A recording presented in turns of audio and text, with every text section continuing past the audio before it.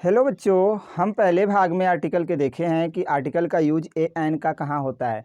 कहे हैं कि जब किसी वर्ड का हम उच्चारण करते समय अगर उसका पहले अक्षर से आपको ध्वनि निकले, स्वर, हिंदी वर्णमाला का स्वर निकले, तो वहाँ पर हम एन लगाते हैं, चाहे आपका कॉन्सोनेंट हो या वावेल हो, उससे कुछ नहीं।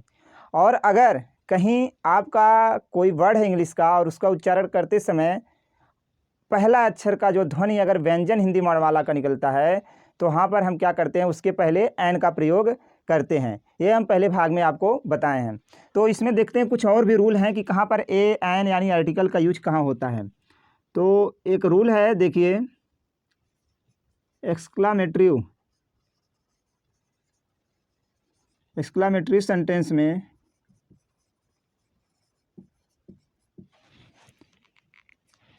में व्हाट और हाउ के बाद ए एन का यूज होता है। ए या एन का यूज होता है, दोनों का नहीं होता है,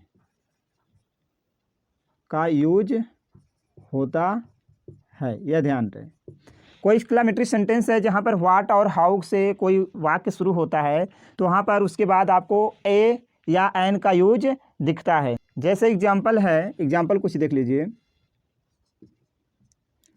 what a great building, what a great building.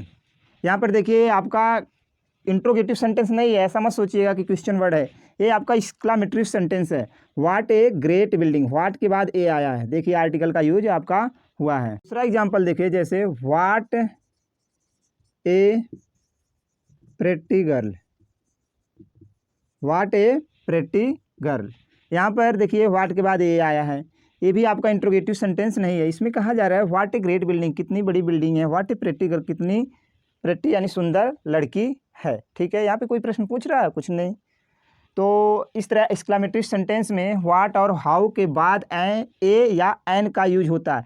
यहाँ पे एन कब आएगा? जब आपका ये कोई भी वर्ड आपका जैसे प्रेटी आया, ऐसा तो कोई नाउन आएगा ही नहीं। ठीक है, तो शायद ए का ही यूज हमेशा होगा। अगर कहीं ऐसा दिख जाए तो एन भी लगा देंगे, लेकिन ध्यान रहे कि उच्चारण आपका स्वर हिंदी का होगा तभी एन।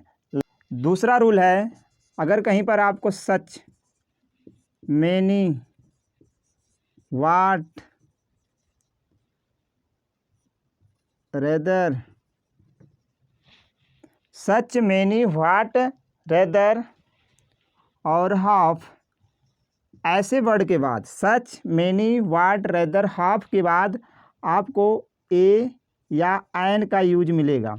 यानी इनके बाद ए एन प्लस नाउन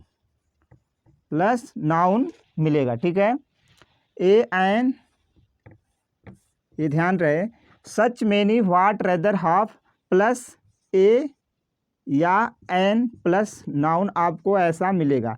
ये ध्यान रहे, इनके बाद ए एन का यूज होगा जब इसके बाद आपको क्या मिलेगा? नाउन मिलेगा। ये वर्ड आप याद कर लें, सच, मेनी, वाट, रेदर और हाफ, 4-5 वर्ड हैं, ये याद हो जाएं। जैसे इसका एग्जांपल है, such a boy, such a boy, such a boy. इस तरह यहाँ सच है, इसके बाद आपको ए मिला और बॉय आपका क्या है? नाउन है। तो ध्यान रहे, इस तरह और भी आए, many a ink pot, many a ink pot. अब आप ध्यान रखिए कि यहाँ पे ए नहीं रहेगा, इंक पॉट, ये आपका क्या है? यहाँ एन आएगा। Many an ink pot, such a boy, इस तरह। ओके, और भी है, जैसे व्हाट ए फूल, यह भी एग्जाम्पल आपका है, व्हाट ए फूल, क्या मूर्ख है। आपको ये वर्ड याद रहने चाहिए, सच, many, what, rather, half. Such, many, what, rather, half के बाद ए एन लगेगा और उसके बाद नाउन रहना चाहिए। अगर नाउन के बाद कोई और वर्ड यानी नाउन ना रहे, उसकी जगह एडजेक्टिव रहे या फिर कोई दूसरा वर्ड आ जाए, तो वहाँ पे आप नहीं लगाएंगे ए एन। ध्यान रहे कि उसके बाद आपको नाउन मिलना चाहिए। ठीक है, आगे अगला रूल देखते हैं। कोई के अर्थ में, अगला रूल, जैसे कोई के अर्थ में,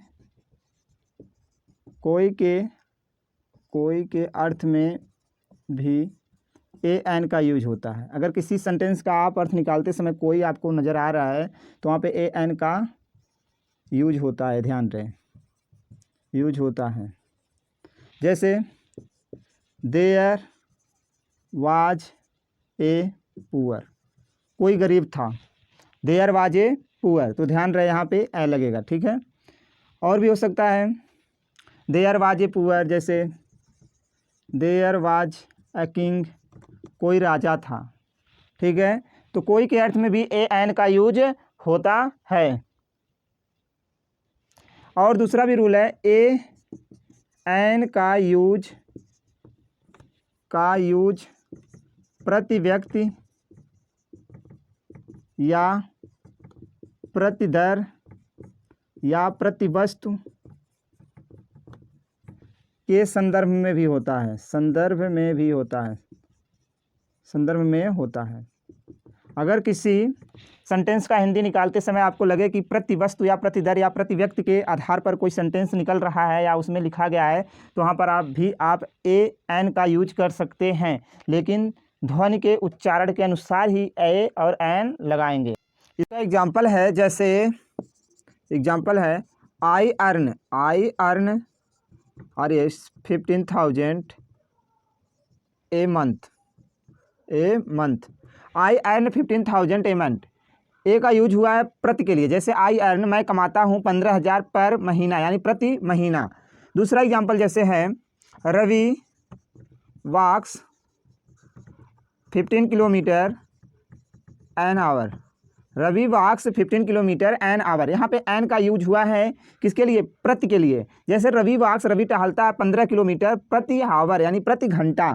car runs 70 kilometre a minute,